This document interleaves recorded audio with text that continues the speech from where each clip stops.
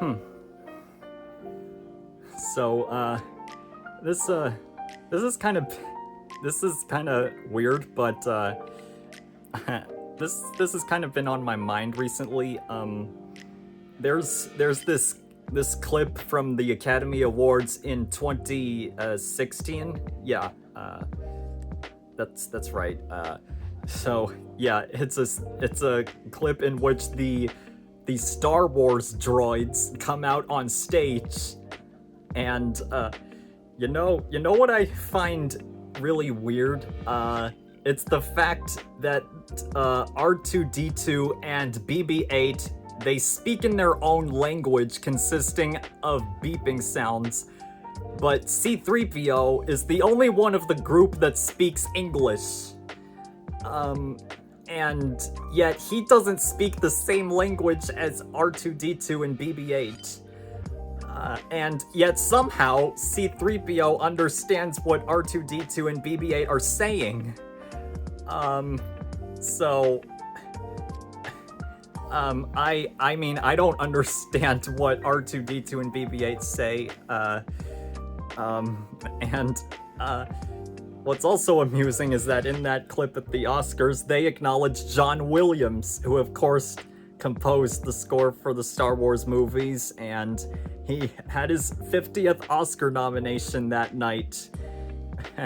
Wow. And I guess, yeah, the Academy just keeps nominating John Williams for The Fabelmans and Indiana Jones and the Dial of Destiny just for the fact that he's John frickin' Williams. And he's won 5 Oscars already, if I recall correctly. But anyway, back to the droids.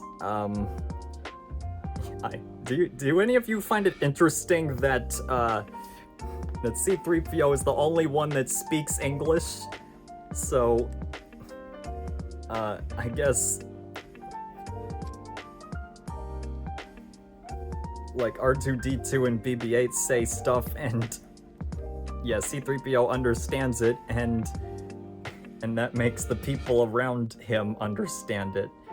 But how about when BB-8 appears solo, and he's communicating with the people there? Yeah, there's this clip from The View in which BB-8 comes out on stage. This is in anticipation for Star Wars: The Last Jedi, which had just come out in the last couple of days, and he's like talking with Whoopi Goldberg, and somehow she understands what BB-8 is saying. So does Whoopi Goldberg know the droid language? But anyway, yeah, BB-8 came to say that everyone in the audience will get 2 tickets to Star Wars: The Last Jedi. So yeah, that must have been pretty cool for the Star Wars fans in the audience. And as for me, I am not a Star Wars fan. But there's one other thing that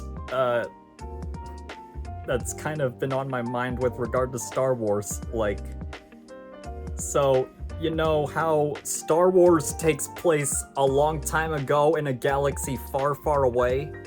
Well, how long ago exactly does it take place? Like, what year was Earth in when Star Wars, like, takes place, you know? Would it have been, like, 150 years ago? Or should I say 150 Earth years ago? Because, like, back then technology wasn't as advanced as it was in the Star Wars universe. But yeah, but apparently that's like a whole nother galaxy far, far away where they're like more advanced than us when us Earthlings relied on like muskets and cotton presses and printing presses and whatever, and probably before automobiles were invented in the Earth. But, so yeah, over in the Star Wars universe, there's like, multiple planets, and, what I wonder is, like, you know, each planet has to have like a host star, right, to orbit around, and I mentioned how I just said 150 Earth years ago, so over in one of those planets in the Star Wars universe, they've got to have a different measurement of time, right? So a year in this universe is the amount of time it takes for the Earth to revolve around the sun, which is, I'm not even gonna get into the specifics on how a year is calculated here, because a year would have to be calculated differently for, like, Tatooine or Hoth, because they're separate planets, they have a separate host star that they orbit around, right? So, and I suppose a day is measured differently in those planets, and like hours and minutes, whatever their unit of time is, that's gotta be different. And it sure can't be the same for each of those planets, right? And so it's crazy how like each planet is a different biome, like so Tatooine's like entirely desert, and Hoth is entirely snow. I mean I guess Mars and Neptune and so on, they're like all one condition. I don't know. I'm not an expert in this planetary stuff. So not only would each planet have a different measurement of time, but each planet also has to have a different force of gravity, right? Because, you know, the acceleration due to gravity on Earth is 9.8 meters per second squared. So I suppose the acceleration due to gravity on Tatooine would have to be different than that. And on Hoth, it would have to be different as well, right? So that would mean, like, everybody would weigh differently, whether they were on Tatooine or Hoth or some other planet in the universe, I don't know. But,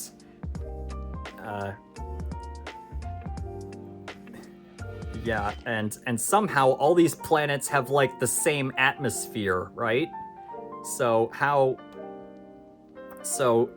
is everybody, like, breathing on each planet without, like spacesuits with, like, the same kind of air Earth has? Well, I suppose maybe if it was slightly differently, maybe if the air composition on those planets is slightly different, so to the point where it's breathable for humans, maybe that would be something. But, like, are there some planets in the Star Wars universe where humans probably can't breathe so easily? If so, they need like a spacesuit to traverse those planets. As I said, I'm not a Star Wars fan, I'm not an expert. And yeah, it's so interesting how George Lucas created this whole universe, but he only directed the first movie, A New Hope, and then the prequel trilogy, but there were different directors for Return of the Jedi and Empire Strikes Back, and apparently George Lucas doesn't like to direct, and the only other two movies he made were THX 1138 and American Graffiti before that. So yeah, it's so weird to call George Lucas a director when he hasn't directed that much anyway, because he doesn't really like to direct. Like, he's just the story master, right?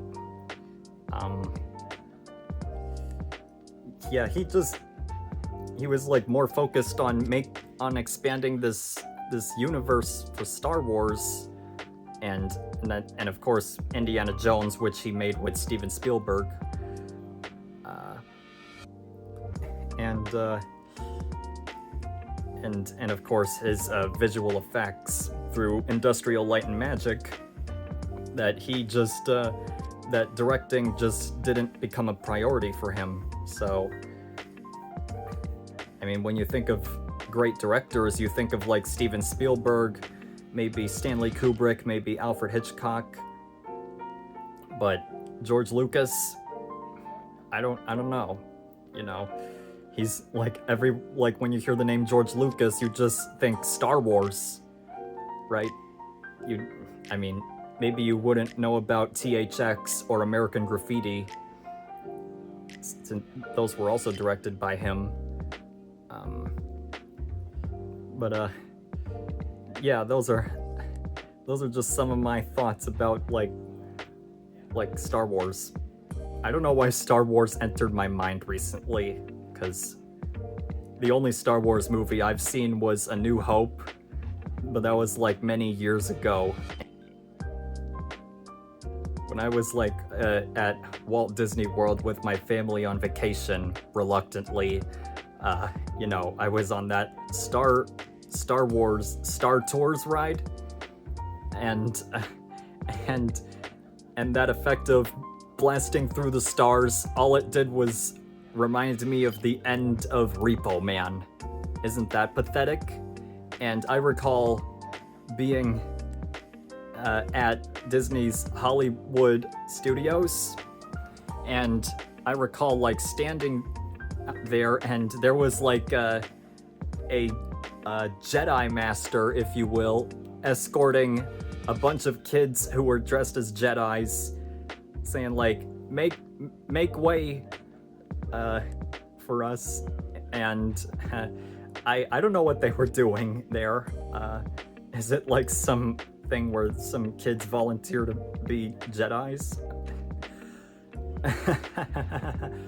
Whatever. I just don't understand.